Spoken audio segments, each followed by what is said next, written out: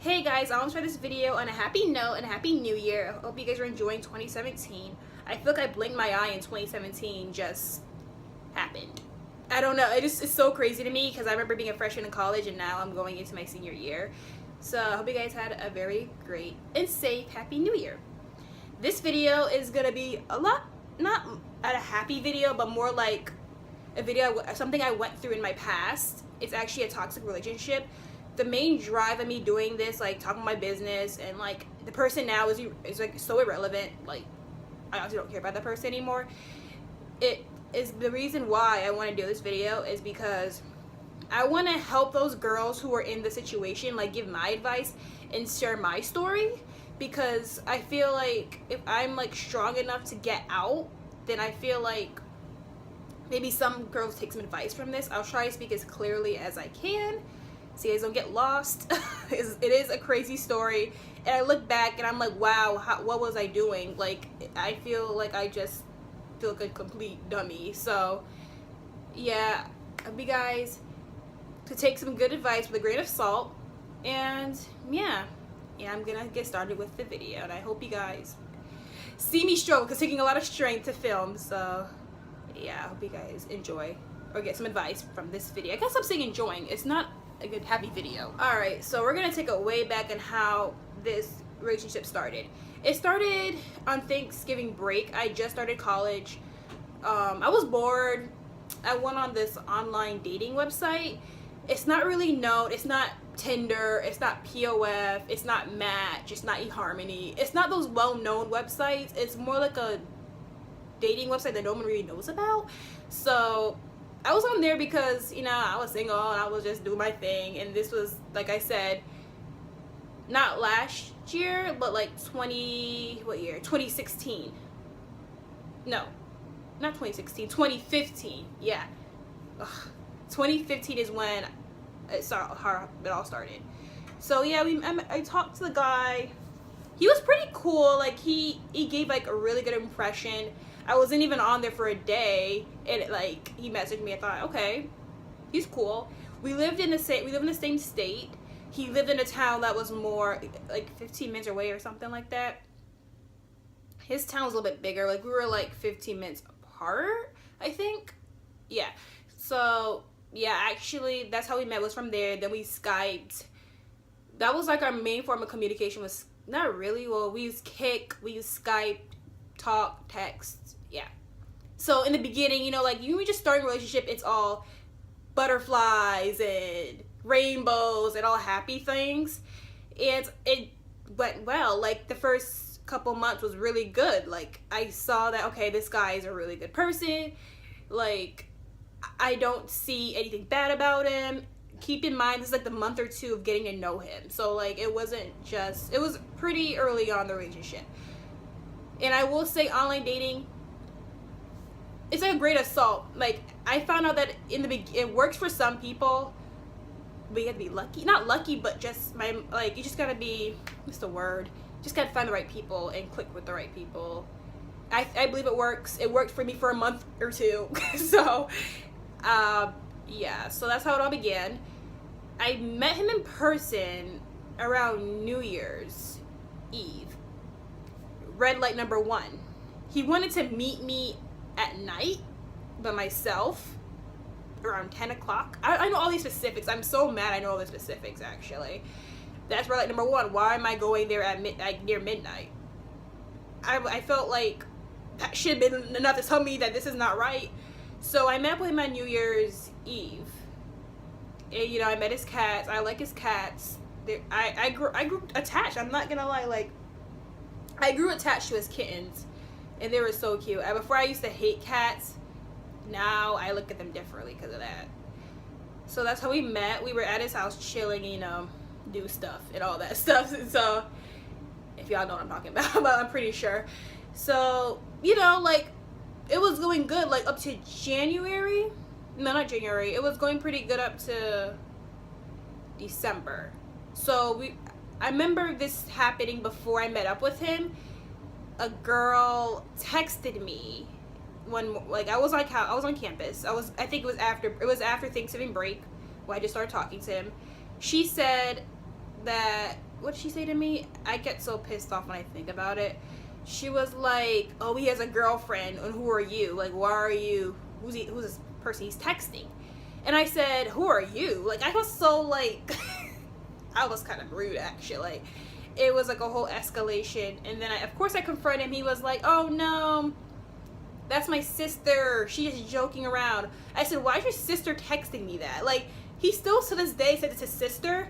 But I'm not stupid. Like, I'm looking out the relationship now, and I realize how, number one, it's not his sister. And it was just like, I should have like seen the signs, because before she would call, she would text. It was just like one thing that was like led to another, and I was just like, oh my god, what am I doing with my time? So he said that he supposedly locked his phone. Okay, so fast forward to January, we met up on New Year's Eve, and you know, I saw him in person, and I was like, okay, you look alright.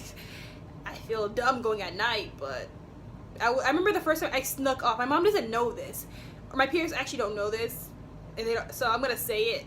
I actually snuck out my house to see this guy, because I know they wouldn't want, even though I'm 20, I was 21 at the time.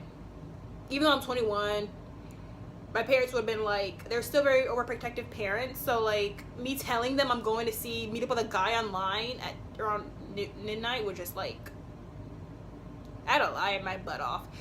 So I stood there, I stayed, I didn't stay the night because I was afraid that, you know, my parents would wonder where I'm at, so I left. Fast forward, this guy he became more secretive. Like, we never took pictures together. He never took me out on a date, ever. So I'd never been on a date in my life. It's just so sad, but like, he also would always want to meet at night. Like, I should have seen that. Like, he wanted to meet me only at night. Every time I would mention dates, or I would mention meeting in the daylight, he said, oh, I have work, I don't have any money. Like, where's your money going? Where's your money going? Obviously. So that really did piss me off at one point.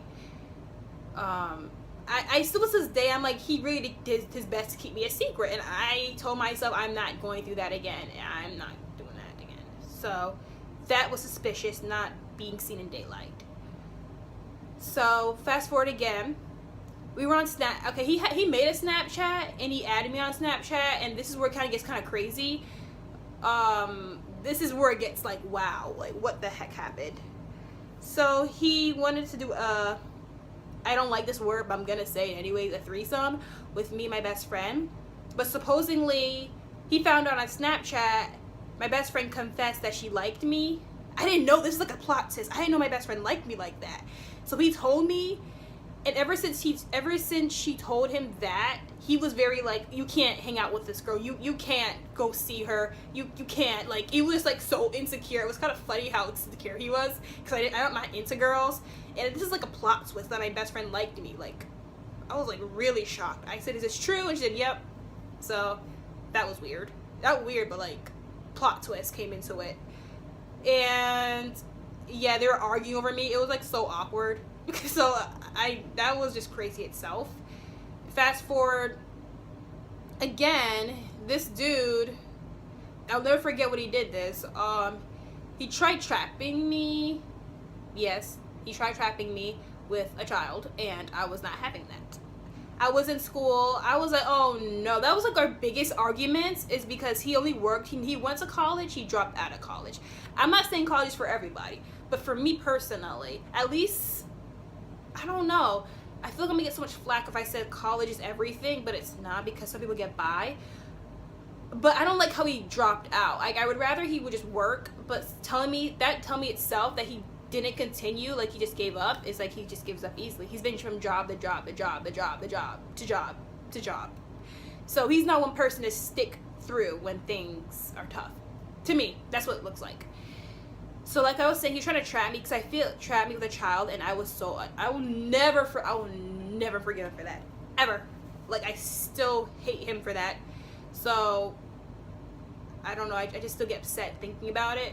And it's like a miracle that I'm mentioning it to YouTube, but that didn't work, because I'm not. So I am not pregnant. So he didn't. I think the reason why he did that, at least because I feel like he felt like kind of threatened that I was kind of losing interest in him. So he thought one way to keep me and keep guys from talking to me or just anything like that was to trap me. And till this day, like I said, I'll never forgive him ever. So for that. And my mom didn't raise no fool, so I'm gonna continue with school. I'm gonna get my degree. Nobody can hold me back. I remember I got advice from our neighbor saying, don't let any man or anybody hold you back. And I said, oh, no one's possible. That's not possible with me. No guy can do that to me. Like, I told her that, and she's like, good. It was so important to me. Like, he would say things to me to make me feel guilty and then try to get me pregnant, and I knew that I wasn't ready for that responsibility. I'm like, we're early 20s. Like, I'm not knocking anybody down, but that's just not for me. And he just worked. He wasn't doing school, so he was like, okay, I'm ready. But his job to me wasn't what's the word? I don't want to knock his. Oh, I don't care. I'll knock it down. It wasn't good enough for me. Like, I feel like it wasn't good enough for me, honestly. I understand not going to college, but just doing a regular job. I'm not trying to knock people down who do regular jobs either.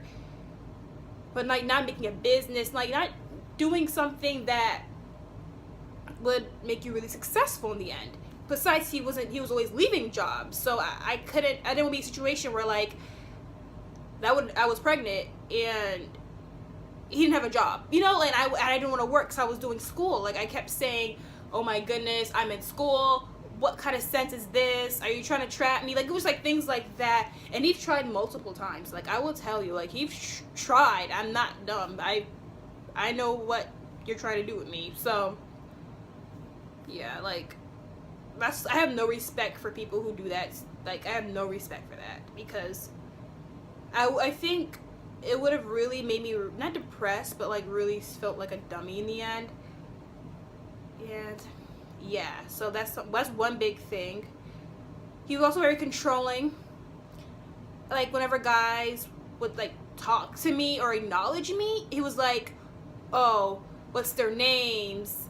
What's their first and last name? It was like he wanted to know their names. Like, he was so jealous to the point where I like wanted to like just fall, like just lay down and just not say anything. So he's very controlling. I didn't like that about him. He was also, I don't know, like, I couldn't wear certain clothing. Like, I couldn't wear shorts. I couldn't wear tank tops. I couldn't wear short skirts. I couldn't wear like things that revealed too much skin. I look like I had no pants on, but I do, guys. I know this whole video I was like, do I have pants on? I do. I just like this pillow's comfortable. Like, I couldn't wear that. So once I got out, you better believe I was wearing shorts. So yeah, that was another thing. I couldn't wear certain clothing. It was always like a big argument with him. I was like, it was affecting me in a way where like, oh my god, why am I still in this relationship? But I think one thing that set me off is that I remember sleeping on the floor, and I'm like, okay, let me see how long this video is. Okay, I can't be over, I don't want to be too long. I remember sleeping on the floor. It was cold, it was winter, it was snowing. I said to myself, I could never be in the room. Like, I could never be in the bedroom for some reason. So that kind of like set flashing lights. Like, why am I sleeping on? I was sleeping on the cold, like, you know, it's almost like those wooded floors, like in living rooms, like dark wood floors, or it was like, I don't remember the color. Like, I would sleep there, like not on the couch, because he wanted the couch. Like, talk about a gentleman. But it was just, I got sick so many times. I said, why am I subjecting myself to that? Like, there's been times where like I couldn't stay because his sister was coming early, and there have been times where I've been trapped. Like, I remember one time I had to go to the police station and call a taxi or something to like pick me up because I couldn't wait outside his house. I couldn't wait near his house. It was just like a bunch of unfortunate events happening at once. And after that day, like, being there, I felt like a fool. I felt like a really bad fool, like how much he tried to keep me a secret, how much time I've been trapped and had no transportation to get back. And my mom said she'll never forget the day that I said I was like I couldn't get home. Like I had to use my Christmas money. I was so pissed to get home, and I'll never forget that day. And then after that, I said enough is enough. Like I can't keep being in situations like this. So I did end it. As of 2016, we were together for almost a year. I blocked him on Snapchat, everything. The last time I've heard from him, I'm gonna be completely honest, I wasn't gonna say this, but I'm gonna say it, was November. Like this time we started talking, he contacted me saying a bunch of things that he still wanted to be together. Oh, I still love you, can we still be back together? Is there any chance? I said, I have a boyfriend now, you can back the heck up. Like that's one thing about me in a relationship. If I have a boyfriend, which I do, I'm gonna let him know to back up. I'm not playing around. Like I said, I don't have those feelings for you. Sorry, bye Felicia. So that's that. And ever since then I haven't heard from him. And I'm glad.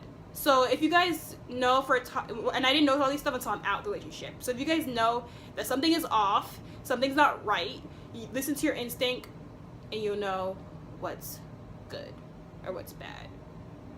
Yeah. And just listen to it. Like I'll give more advice, but this video is getting too long. So yeah, I'm gonna end it here. Hope you guys enjoyed. Take this with a grain of salt from my experience. It's not good to be in a toxic relationship. It makes you feel like crap. I felt really low, insecure in myself for a very long time because of the things he would say. So I'm gonna end it now. Thank you guys for watching. I hope this helped somebody, and I'll see you guys next time. Bye.